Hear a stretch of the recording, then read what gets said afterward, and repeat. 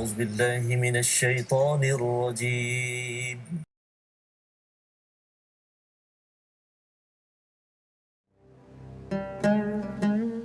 Ramadan, Ramadan, Ramadan di hati, Ramadan, Ramadan, ku pohon usah pergi, ku pohon usah pergi. Assalamualaikum warahmatullahi wabarakatuh. Alhamdulillahirabbil alamin wassalatu wassalamu ala asyrafil anbiya'i wal mursalin sayyidina Muhammadin wa ala alihi wa ashabihi ajma'in. Amma ba'd. Apa khabar tuan-tuan puan-puan yang berada di rumah sekalian? Mudah-mudahan semuanya berada dalam keadaan yang sihat sejahtera. Sudah bersedia ke tuan-tuan masak apa petang ni ataupun dah ready dengan kuih raya ke untuk kita menyambut tak lama lagi hari raya kita insya-Allah. Jadi di penghujung Ramadan pada hari ini kita seperti biasa akan mulakan pengajian kita dengan bacaan satu hadis. Hadis ini diriwayatkan daripada Sayyidina Abdullah bin Abbas. Kata Abdullah bin Abbas, farada Rasulullah sallallahu alaihi wasallam zakatul fitri tuhratan lis-shaimi minal lagwi war rafath. Sayyidina Abdullah bin Abbas berkata Rasulullah sallallahu alaihi wasallam menfardukan ke atas umat Islam agar menunaikan zakat fitrah kerana ia akan tuhratan, dia menyucikan buat orang yang berpuasa itu daripada perkara sia-sia yang mereka lakukan. Jadi suka juga saya ingatkan kepada tuan-tuan, puan-puan, andai belum lagi membayar zakat fitrah, maka segeralah bayar zakat fitrah sehingga sebelum daripada kita menunaikan solat Aidilfitri nanti. Baik, seperti biasa bersama dengan saya, teman saya setiap hari, Ustaz Husaini. Apa khabar? Sihat. Allah, Ustaz Husaini dah ready dengan kuih raya ke? Dah ready sebelah ni. Masya-Allah, nak menyambut hari raya tak lama lagi. Betul. Doktor sihat doktor? Alhamdulillah. Hari ini nampak ceria ya. Baik. Insya-Allah. Baik tuan-tuan puan-puan yang dirahmati Allah sekalian, hari ini kita, kalau sebelum ni kita telah membincangkan banyak perkara mengenai tentang hukum hakam dalam surah Baqarah, maka pada hari ini kita akan ambil satu hadis dan ayat Al-Quran sebagai persediaan untuk kita menyambut hari raya tidak lama lagi. Mari sama-sama kita dengarkan dahulu bacaan ayat Quran yang akan disampaikan oleh Ustaz Husaini sebelum kita membincangkan hadis kita. Silakan Ustaz. Terima kasih doktor. Insya-Allah. Assalamualaikum warahmatullahi wabarakatuh. Tuan-tuan dan puan yang dirahmati Allah, jom kita melihat suratul Baqarah, muka surat 28 ayat 185, melihat apakah panduan daripada Allah Subhanahu Wa Taala untuk sama-sama kita renungkan. Insya-Allah, moga-moga habis Ramadan nanti juga kita dapat menjadikan ketakwaan ya semat dalam hati kita insya-Allah. شهر رمضان الذي أنزل فيه القرآن هدى للناس أنزل فيه القرآن هدى للناس وبينات من الهدى والفرقان فمن شهد منكم الشهر فليصمه ومن كان مريضا أو على سفر فعدة من أيام أخر يريد الله بكم اليسر ولا يريد بكم العسر ولتكملوا العدة ولتكبروا الله على ما هداكم ولتكبروا الله على ما هداكم ولعلكم تشكرون. Sadaqallahul azim. Sadaqallahul Azim. Begitulah tadi bacaan Ustaz Husaini daripada ayat 185 daripada suratul Baqarah. Kalau tuan-tuan perhatikan ayat tersebut, Allah Taala menceritakan bagaimana kita menyempurnakan ibadah Ramadan kita, walitukmilul iddata. Kemudian Allah Taala kata walitukabbirullah. Maknanya Allah Taala kata kita sempurnakan puasa kita untuk kita membesarkan dan mengagungkan Allah Taala. Mudah-mudahan kita bersyukur. Maka hadis ini maka ayat Quran ini seakan-akan merujuk kepada peristiwa ataupun perayaan yang kita akan sambut tidak lama lagi.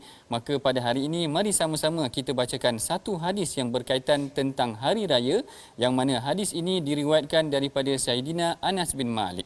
Mari sama-sama tuan-tuan perhatikan slide yang telah kita sediakan.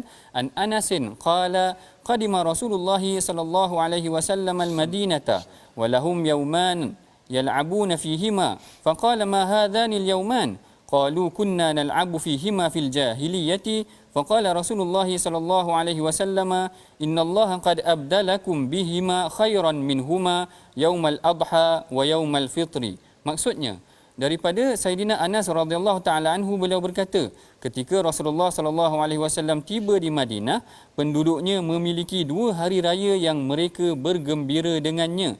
Rasulullah bertanya, dua hari apakah ini? Mereka menjawab, dua hari yang kami biasa bergembira pada ketika jahiliah. Rasulullah sallallahu alaihi wasallam pun bersabda, sesungguhnya Allah telah menggantikan kedua hari tersebut dengan dua hari yang lebih baik, iaitu hari raya Aidil Adha dan juga hari raya Aidil Fitri. Hadis ini diriwayatkan oleh Al-Imam Abu Daud. Perhatikan hadis ni tuan-tuan, puan-puan yang dirahmati Allah sekalian. Maknanya Sayyidina Anas bin Malik menceritakan kepada kita. Sayyidina Anas bin Malik ni kita pun dah tahu ketika Rasulullah datang, beliau adalah kanak-kanak kecil di Madinah. Beliau menceritakan bagaimana ketika mana Rasulullah sallallahu alaihi wasallam sampai sahaja di Madinah, Rasulullah memerhatikan penduduk Madinah merayakan dengan dua perayaan yang mereka biasa raikannya ketika zaman jahiliah. Lalu Rasulullah kata kita akan gantikan dengan perayaan yang lebih baik, iaitu Aidil Fitri dan juga Aidil Adha. Perbincangan lanjut mengenai hadis ini akan kita teruskan lagi. Jangan ke mana-mana. My Hadis Time, Rasulullah Suri Teladan.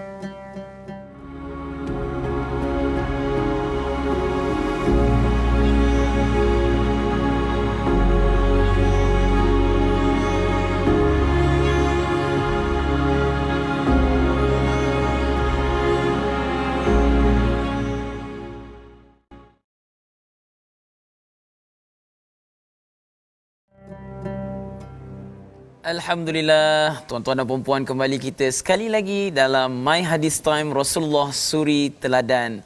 Alhamdulillah, sebentar tadi kita telah pun mendengar bacaan hadis yang dibacakan oleh Dr. Sanusi berkenaan dengan perayaan Hari Raya Aidilfitri, dua perayaan yang penting untuk umat Islam. Justru itu kita nak tengok siapakah yang meriwayatkan hadis yang dibacakan sebentar tadi. Tidak lain dan tidak bukan iaitu Sayyidina Anas bin Malik. Sayyidina Anas bin Malik ni doktor Yeah. Kalau kita boleh buat recap sikit. Revise sikit. Kita pernah bercakap tentang sahabat ini, Sayyidina Anas bin Malik. Beliau merupakan seorang anak yang bila mana datangnya Nabi sallallahu alaihi wasallam ke kota Madinah, ibunya ni nak offer Anas ni untuk berkhidmat bersama Nabi sallallahu alaihi wasallam.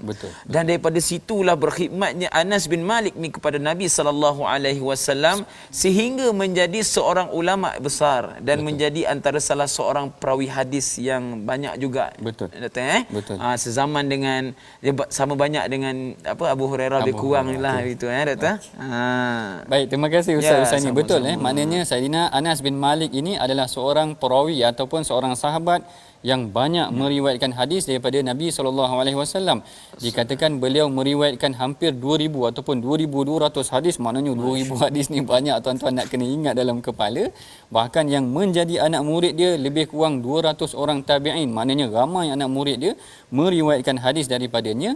Cuma yang saya suka untuk kongsikan juga dengan tuan-tuan Ustaz Husaini ni ada satu kisah yang mana Sayyidina Anas kata Rasulullah ni memang orang yang walaupun dia orang tuan, maknanya tuan lah, ketua kepada Sayyidina Anas, tapi dia tak pernah tanya Anas kenapa engkau buat macam ni. Maknanya seorang majikan yang sangat bertimbang rasa.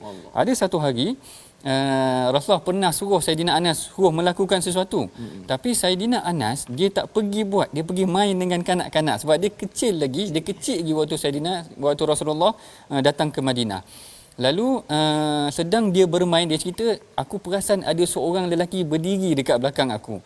Kemudian lelaki tu pegang baju aku. Kemudian bila aku toleh belakang, rupanya Rasulullah. Dan Rasulullah tanya, ya Unais. Rasulullah tersenyum, wahai Anas yang kecil. Unais ni mana dia kecilkan lagi tasghir, isim tasghir. Wahai Anas, budak kecil, hal fa'alta ma amartuka, kau buat tak apa yang aku dah suruh tadi? Kemudian Anas kata, hal ana zahibun, dia kata, aku akan pergi sekarang. Aku akan maknanya tak buat lagi apa yang Rasulullah suruh, tetapi Rasulullah tak marah.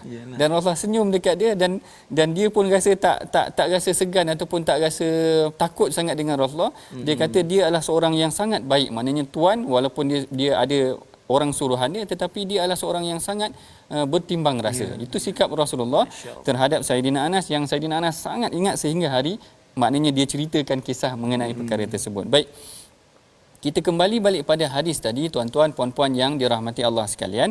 Sekiranya tuan-tuan perhatikan hadis yang kita bacakan tadi, ada diceritakan bagaimana bila mana Rasulullah datang sahaja ke Madinah, maka penduduk Madinah menceritakan bahawa mereka meraihkan ataupun merayakan dua perayaan. Menurut Syekh Mula Ali Al-Qari, perayaan ini yang pertama dinamakan sebagai perayaan Nairuz. Nairuz ni satu hari raya yang dianggap ataupun diraihkan oleh penduduk jahiliah ketika itu kerana menyambut bulan baru ataupun tahun baru. Dan yang keduanya perayaan Mahrajan. Mahrajan ni kalau kita guna hari ni pun macam perayaan juga, maknanya macam pesta macam tu. Tetapi mereka menyambutnya dengan macam-macam nyanyian dan sebagainya.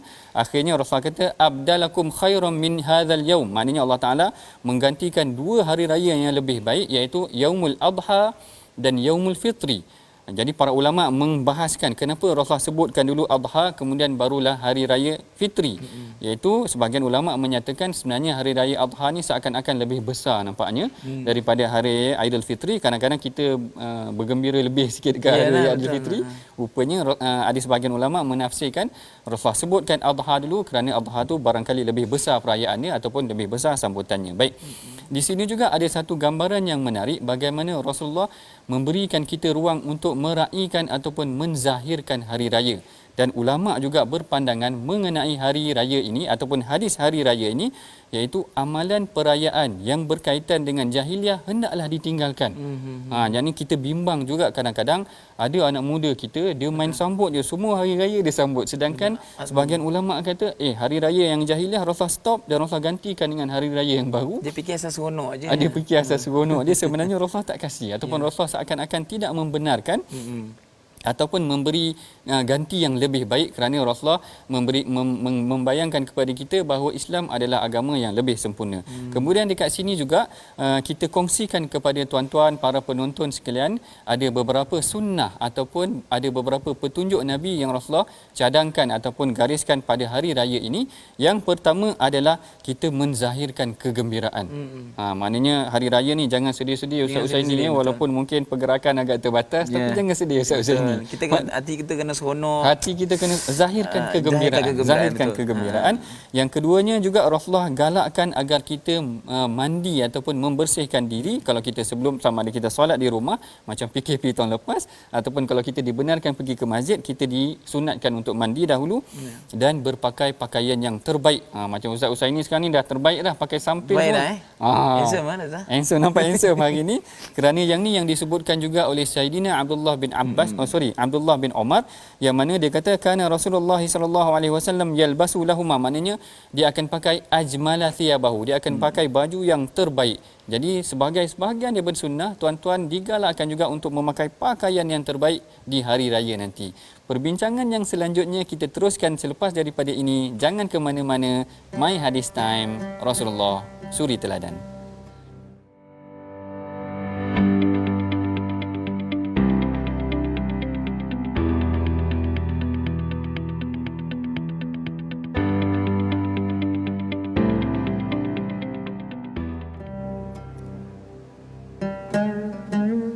Alhamdulillah, bertemu kita lagi dalam perbincangan mengenai tentang hadis hari raya yang mana Rasulullah meraihkan dengan dua perayaan yang baharu dalam Islam, iaitu Aidilfitri dan juga Aidil Adha. Dan tadi kita dah kongsikan dua sunnah ataupun dua amalan yang sunat yang kita amalkan. Yang pertama, pada pagi hari mandi siap-siap dulu. Mandi siap-siap dulu Ustaz ini. Dan yang keduanya, pakai pakaian yang cantik-cantik. Pakai yang terbaik lah. Pakai pakaian yang terbaik yang ada lah. Maknanya itu yang termampu, itulah yang terbaik. Yang ketiganya pula, dalam Islam Rasulullah juga menggalakkan kita bertakbir. Bahkan kita menzahirkan takbir kita. Kan kadang-kadang amalan kita dekat kampung, kita ada takbir rumah ke rumah. Betul. Menzahirkan kegembiraan kita dan menzahirkan kerana perayaan adalah syiar sebenarnya. Yang ni yang kita kena faham. Orang ingat raya ni sekadar bergembira, tetapi ianya adalah syiar untuk mengagungkan Allah Ta'ala. Lalu disunatkan kita untuk bertakbir bermula daripada maghrib sehinggalah pada sebelum solat sunat Aidilfitri itu nanti. Kemudian kalau yang tadi yang ketiga, yang keempatnya adalah tentang makan dulu. Makan dulu sebelum kita keluar untuk tunaikan solat Aidilfitri nanti, kita disunatkan untuk makan dulu. Yang ni sebahagian ulama memberikannya sebagai satu hikmah bahawa dia memberikan kita satu gambaran kita membezakan antara semalam puasa lagi. Hari ni dah raya, membezakan antara hari raya makan dulu. Nanti kan orang confuse, ni dah makan ke belum? Jadi Rasulullah kata makan dahulu, hari ni adalah hari makan. Maknanya bukan hari puasa dah. Kemudian itu yang keempat. Yang kelimanya adalah mengenai tentang berjalan kaki ke tempat musalla. Kalau tuan-tuan perhatikan di dalam hadis, Rasulullah menggambarkan seakan-akan tempat solat Aidilfitri ni adalah di lapangan ataupun musalla dipanggil, bukanlah di masjid. Sebab tu kalau kita tengok sebahagian negara Arab, mereka solat di, kalau saya dekat Mesir dulu, solat di stadium. Maknanya solat di mana-mana kawasan lapang. Kalau dekat UK dulu, di taman permainan pun ada. Maknanya kat padang-padang tu kita solat kerana Rasulullah nak menggambarkan syiar Islam dan menggambarkan kegembiraan orang Islam. Bahkan orang-orang yang, maknanya Rasulullah kata kepada Ummu Salamah, kalau tak silap saya, maknanya sekalipun mereka berada dalam keadaan yang haid sekalipun, Rasulullah suruh datang juga, maknanya meraihkan perayaan tu tadi. Sebab kan kalau kita gambarkan orang yang datang bulan tak pergi ke masjid ataupun solat. Tetapi Rasulullah galakkan juga semua keluar menggambarkan kegembiraan tentang hari raya tersebut. Kemudian yang kelimanya adalah mendirikan salat hari raya. Yang ini juga yang ditekankan oleh para ulama, kerana ulama mengatakan Rasulullah tidak pernah meninggalkan salat Aidil Adha ataupun Aidilfitri ni tadi sejak dia disyariatkan. Bererti ianya adalah salat yang kalau boleh kita tunaikan kerana Rasulullah tidak pernah tinggalkan. Jangan disebabkan kerana PKP ni kita tak solat dah sebab tak boleh pergi, katakan PKP kan, maknanya kita tak menunaikan, maka tak kena juga. Dan dalam hadis yang diriwayatkan oleh Al-Imam Muslim, Rasulullah membaca Sabbihisma rabbikal a'la pada rakaat yang pertama dan hal ataka hadithul ghasyiyah, surah ghasyiyah pada rakaat yang kedua. Manakala yang penghujung sekali, yang terakhir sekali yang saya boleh kongsikan juga dekat sini adalah tentang tahniah. Tahniah ni maksudnya tahniah. Para sahabat menceritakan bagaimana Saidina Abdullah bin Umar ataupun beberapa sahabat yang lain, bila mana hari raya mereka mengucapkan tahniah dengan ucapan taqabbalallahu minna wa minkum. Maknanya ianya seakan-akan sebahagian daripada sunnah, kerana kita mendoakan mudah-mudahan amalan kita sepanjang Ramadan ni diterima oleh Allah Ta'ala sebagai satu galakan ataupun keseronokan. Mudah-mudahan amalan kita diterima. Baik, kita telah hampir sampai ke penghujung rancangan. Maknanya Allahu Akbar, agak rasa macam singkat kan? Saya tak sempat nak bincang dengan Ustaz ni macam mana solat esok nanti. Solat dekat rumah ke? Tak apa, mungkin tengoklah dengan musim yang sekarang ni, kita solat kat rumah lah. Solat kat rumah nampaknya kita. Tengok macam mana kan. Baik, kita telah hampir sampai ke penghujung rancangan. Seperti biasa, saya menyeru kepada tuan-tuan, puan-puan agar marilah kita sama-sama menyumbang kepada tabung gerakan Al-Quran, tabung yang akan kita gunakan daripada sumbangan ini untuk memperkasakan lagi program-program pengajian Al-Quran dan juga program-program pengajian hadis kita.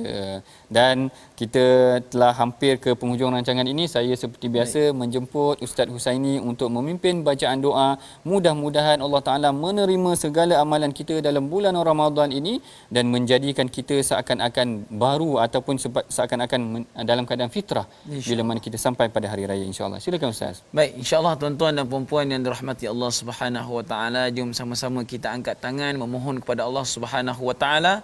Mudah-mudahan Allah menerima segala amalan kita dalam bulan Ramadan.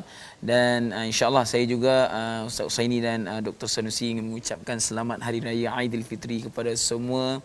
Ya, insya-Allah kita angkat tangan sama-sama, kita aminkan doa ini. A'udzu billahi minasy syaithanir rajim. Bismillahirrahmanirrahim. Alhamdulillahi Rabbil Alamin. Wassalatu wassalamu ala ashrafil anbiya'i wal mursalin wa ala alihi wa sahbihi ajma'in. Ya Allah, ya Tuhan kami menadah tangan memohon kepadamu, ya Allah. Terimalah segala amal ibadah kami dalam bulan Ramadan ini, ya Allah. Jadikanlah kami hamba-Mu yang lebih baik selepas daripada Ramadan ini, ya Allah. Ya Allah, ya Tuhan kami, Engkau telah memberikan kami pendidikan jiwa dan rohani kepada kami dalam bulan Ramadan ini. Justru itu, ya Allah, kami memohon kepada Engkau, ya Allah, jadikanlah pendidikan yang Engkau berikan kepada kami ini berterusan sehingga ke akhirnya, ya Allah. Ya Allah, ya Tuhan kami, terimalah segala amal ibadah kami, ya Allah. Ampunilah segala dosa-dosa kami, ya Allah, dulu dan kini, ya Allah. Rabbana atina fid dunya hasanah wa fil akhirati hasanah wa qina adzaban nar.